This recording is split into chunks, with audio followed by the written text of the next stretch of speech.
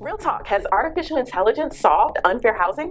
To give us some context, today homes in black neighborhoods are about 70% more likely to appraise lower than the sales price compared to homes in white neighborhoods. Homes in Latino neighborhoods are about 50% more likely to appraise lower than the sales price compared to homes in white neighborhoods. Both stats are according to a 2021 report by Freddie Mac, who is calling on the housing industry to help identify root causes. That's us, y'all.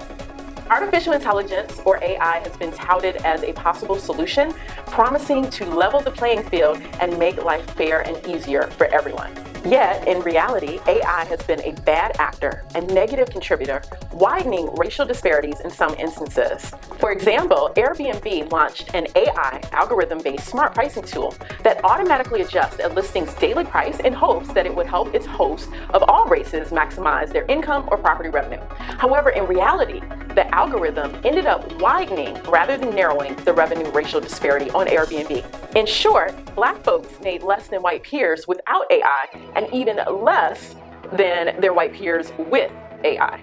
The use of technology, be it AI or something else, and how it impacts, and in some cases contributes to racial disparity, has fallen under what Princeton University professor Benjamin calls the new Jim Code, which is a play on the atrocious Jim Crow laws.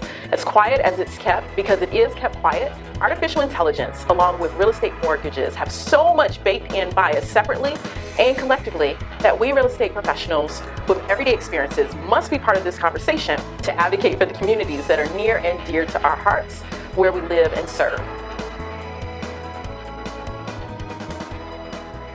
As servants of our industry, as leaders of our industry, and as constant students, we're always looking at ways of how can we help improve client experiences, how can we help improve the lending, the real estate process, what ways can we make it better? So when we look at AI, when it's in our CRMs, our customer relationship management software, that's usually a great application. Hey, you haven't touched this person in a while, go ahead, it tells you to give a nudge. That's where you see AI in real estate, like, oh, okay, maybe this is the house that matches. We're seeing that in a lot of CRMs right now.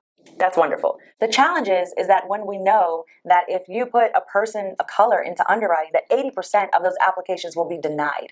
Why is that? What other factors are in that AI that are saying this is an increased risk that you can't take as a lender? Who is formulating that?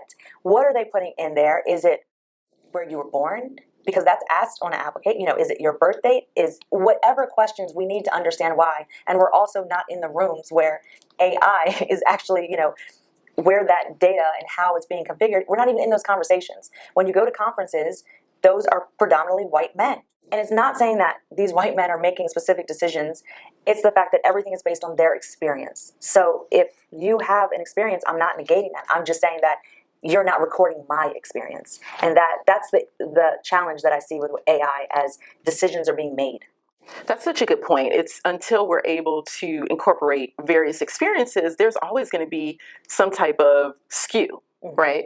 So what do you think we need to do? Because getting into those rooms hopefully will be sooner rather than later. But what do you think we need to do in the meanwhile? So knowing that these are the problems, how can we educate our clients? How can we work with other mortgage professionals to try to mitigate it on our end? I think really it comes down to the leadership of these companies and of mortgage companies as well as real estate companies to understand what questions and what information, what data is going into that machine learning. What is it learning? And then what is it taking out and extracting from that? How is it making its decisions? So the leadership of these companies, when you represent thousands of real estate agents, you have to take the lead in this part. You have to take the lead and say, okay, we actually service 100,000 homeowners a year. How can we make this more equitable for them? And as a real estate professional, you have to start just being mindful. If you have someone who has a very similar situation, maybe they're a contractor, they have an 800 score, they have a similar down payment, you have to watch for the patterns. So we definitely have to be diligent from the agent perspective, the leadership perspective, as well as the realtor association perspective as well. One company that has taken the lead in helping our industry exude this diligence is Oscar Mike Valuation Company and Appraisal Group with their new Oscar Mike mobile appraisal app. I'm Paul Rose, certified residential appraiser here in Greenville, South Carolina. We're excited that this actually been something we developed for just ourselves, ends up benefiting the real estate process and helps kind of streamline the process and hopefully helps get rid of some of the headaches. Because I know that our process, the appraisal process, of the real estate transaction is the most difficult and probably we are the most hated people in the real estate transaction. I get that. But hopefully with something like this, it could really kind of make this process a lot easier for a lot of people. Most recently that's been coming out with, the discriminatory issues and the news and everything else about the appraisal and the appraised value and stuff like that. With this, it just organically separates the homeowner and the appraiser. And they don't necessarily have to talk, they don't necessarily have to, they definitely don't meet each other. I'm really excited to be launching this. I think this is a game changer for a lot of different parts of the process in the real estate industry. It can be a game changer for marketing, for real estate agents. It can be a game changer for lending purposes. This ingenuity began with seed funding of just $25,000. At that price point, it seems that more of the big box banks and larger firms can tackle this issue too. But even if not them, I hope this encourages you that we can make a big difference with less than we think.